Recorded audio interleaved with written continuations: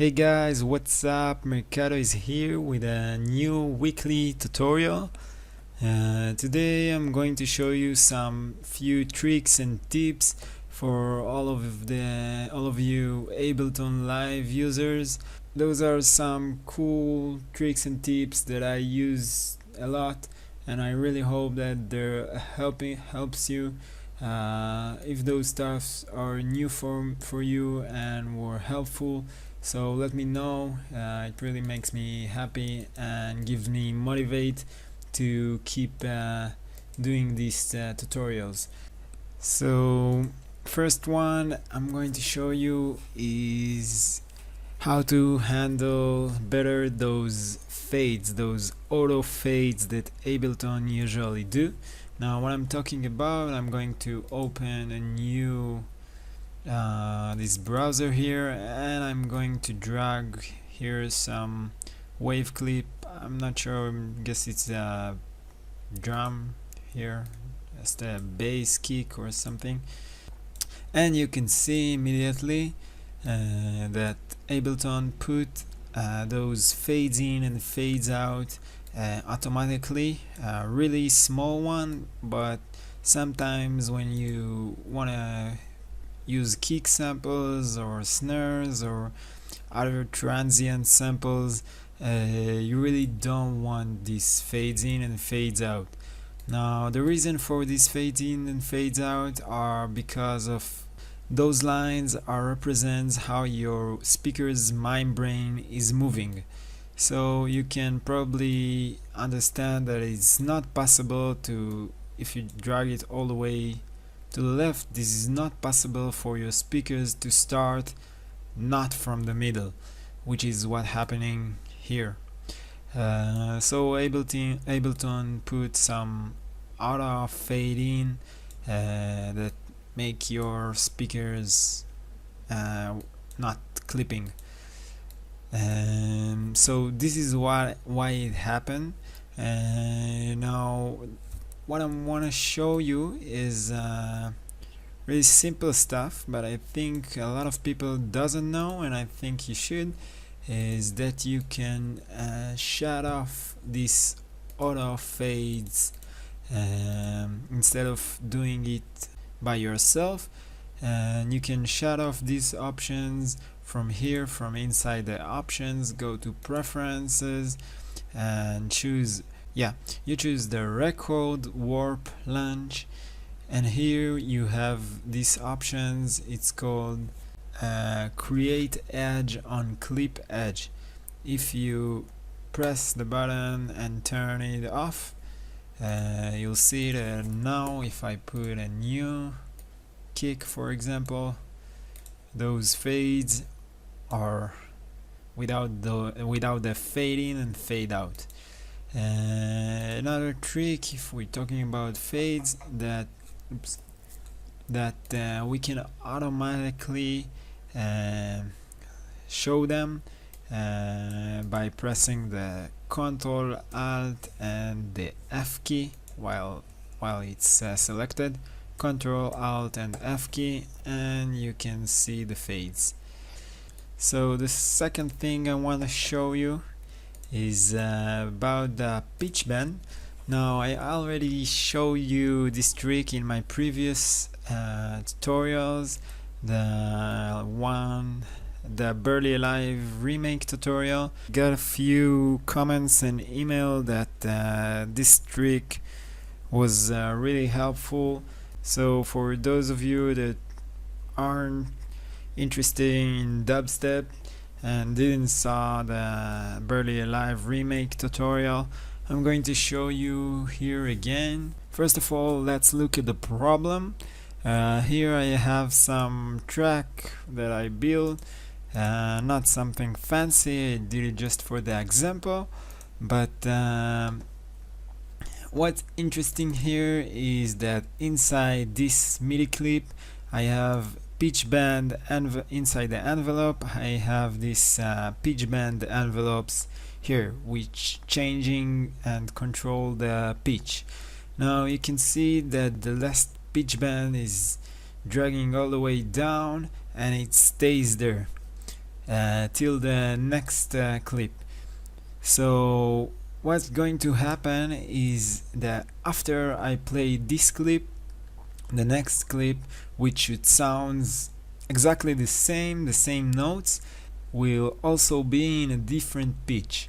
And so first of all, let me show you.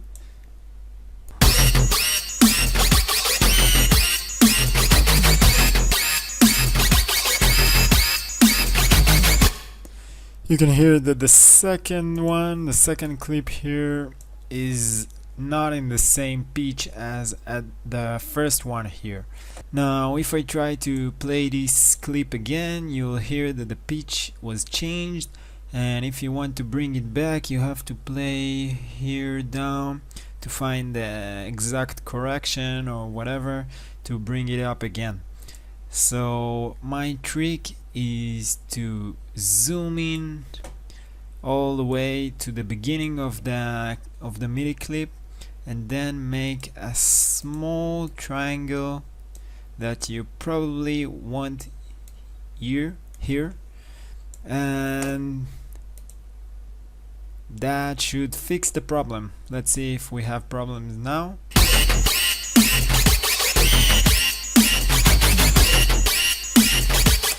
Yeah, you can hear that it definitely fixed the problem. Now, no matter where you stop your track or whatever, this clip will always stay at the same pitch.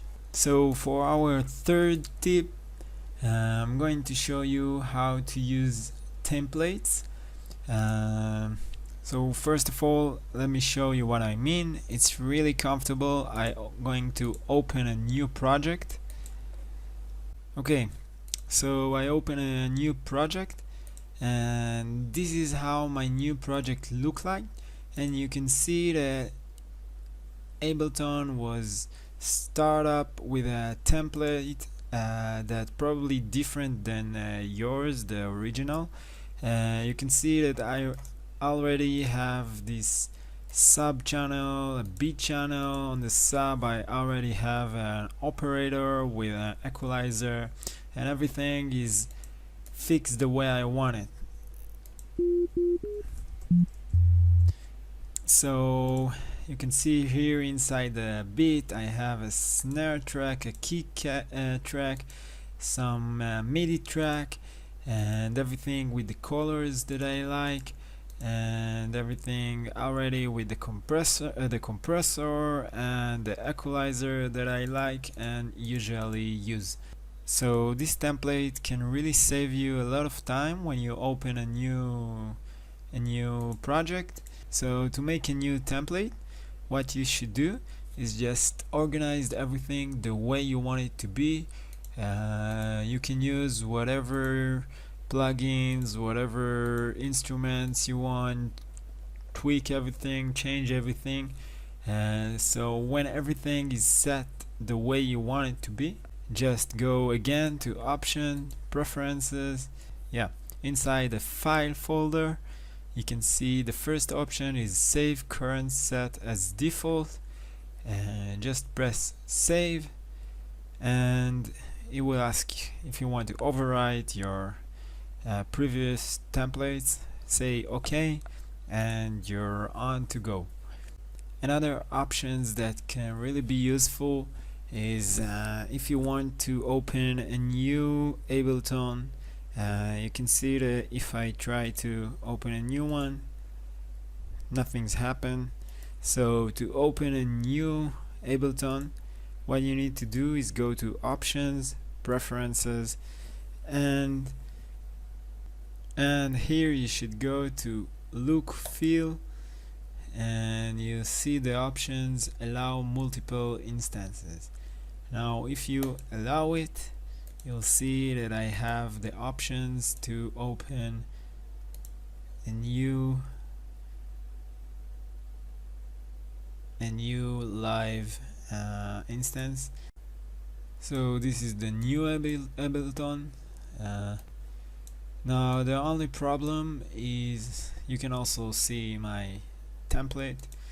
The only problem with this new Ableton is that from some reason I don't see any instruments or audio effects or the MIDI effects of the original Ableton here on the browser. Only the plugins, but if you want to open a new project, everything is working, and it could sometimes be very useful. So let's close it for now.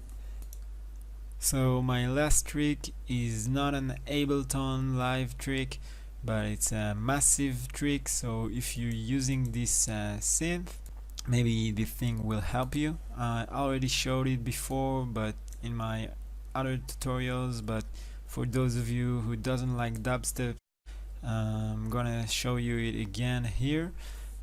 So if you want to change those pitch by 1 octave faster, you can hold down the Alt key and drag it up or down, and you'll see that it jumps all the way in 1 octave up or down, much faster than drag it up all the way, and sometimes it's more accurate.